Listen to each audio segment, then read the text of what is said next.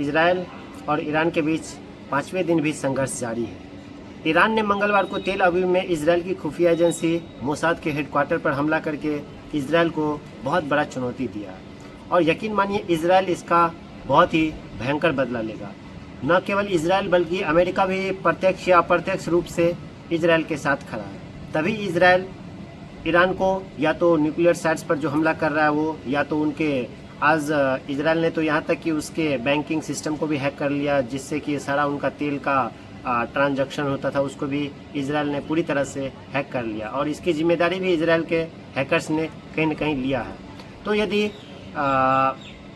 Iran चाहता है कि जल्द से जल्द युद्ध समाप्त हो तो उसे अमेरिका के शर्त पर आना ही होगा और उसे समझौता करना ही होगा। इसके अलावा कोई ऑप्शंस नहीं है ईरान के पास, क्योंकि इजरायली हवाई हमले में ईरान के नए वार चीफ मेजर जनरल अली सादमानी की भी मौत हो गई है, जो कि हाल फिलहाल में 4 दिन पहले ही उनकी नियुक्ति हो गई थी। इनसे पहले जो सैन्य कमांडर थे उनकी भी मौत हो गई है। और आपको ऑलरेडी पता होगा कि इस इजराइल के द्वारा जो यह अभियान चलाया जा रहा है, ईरान के ऊपर हमला किया जा रहा है, इसमें ईरान के न्यूक्लियर साइंटिस्ट हो, चाहे वह उनके बड़े बड़े अफसर हो, सेना के आर्मी में हो, वह सभी मारे जा रहे हैं। यहाँ तक कि अब खेमनेई की भी खबर आ रही है कि उसे भी मौत के घाट उतारने के लिए इजराइल उतारू है, लेकिन कहीं ना कहीं ट्रंप के इंटरवेंशन के कारण इजराइल अभी तक रुका हुआ है। क्योंकि यदि इजराइल चाह लेगा तो यह तय है कि कभी भी उसकी वो हत्या करवा सकता है, बिकॉज उनका जो इंटेलिजेंस नेटवर्क है वह काफ़ी ज़्यादा स्ट्रॉन्ग है ईरान के अंदर। 13 जून को इजरायली हमले में भी मारे गए जनरल गुलाम अली राशिद की जगह यह जिम्मेदारी दी गई थी इसे नए वार चीफ ऑफ जनरल अली सादमानी को। राशिद की मौत पिछले शुक्रवार को हुई थी और इजरायली हमले में अब तक यह खबर आ रही है कि 224 से कहीं ज़्यादा ईरानी नागरिक की मौत हो चुकी है, उसमें अफसर और साइंटिस्ट सभी मिला करके। वहीं लगभग 2000 के आसपास आदमी घायल भी हो चुके हैं।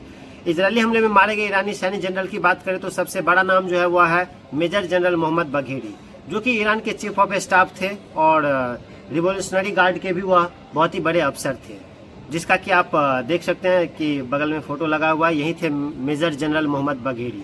वहीं दूसरे नंबर पर जनरल हुसैन सलामी की भी मौत हो चुकी है और ब्रिगेडियर जनरल अमीर अली हजाजीदेह की भी मौत हो चुकी है। वहीं चौथे नंबर पर बात करें तो जनरल गुलाम अली राशिद, 5वें नंबर पर जनरल गुलाम रेजा मेहराबी और 6ठे नंबर पर जनरल मेहदी रब्बानी। वहीं 7वें और 8वें नंबर पर मोहम्मद काजमी और मेजर जनरल अली सादमानी। इन 8 बड़े सैन्य अफसरों की ऑलरेडी मौत हो चुकी है इजरायल और ईरान संघर्ष के दौरान। और भी आपने कल रात सुना होगा कि ईरान का जो सबसे बड़ा सरकारी न्यूज एजेंसी है उस पर भी इजरायल ने हमला कर दिया था और लाइव न्यूज एंकरिंग के दौरान उनकी जो एंकर है वह अपना जान बचा करके भागी, जिसमें कि कोई जान माल की क्षति तो नहीं हुई, लेकिन ईरान को काफ़ी ज़्यादा नुकसान का सामना करना पड़ा है। यह आप देख सकते हैं कि इजरायल की राजधानी तेल अवीव में भी काफ़ी ज़्यादा नुकसान की खबरें हैं, बिकॉज ईरान ने भी कई सारे बैलिस्टिक मिसाइल से भी हमला किया है और कई सारे ड्रोन से अटैक किए हैं।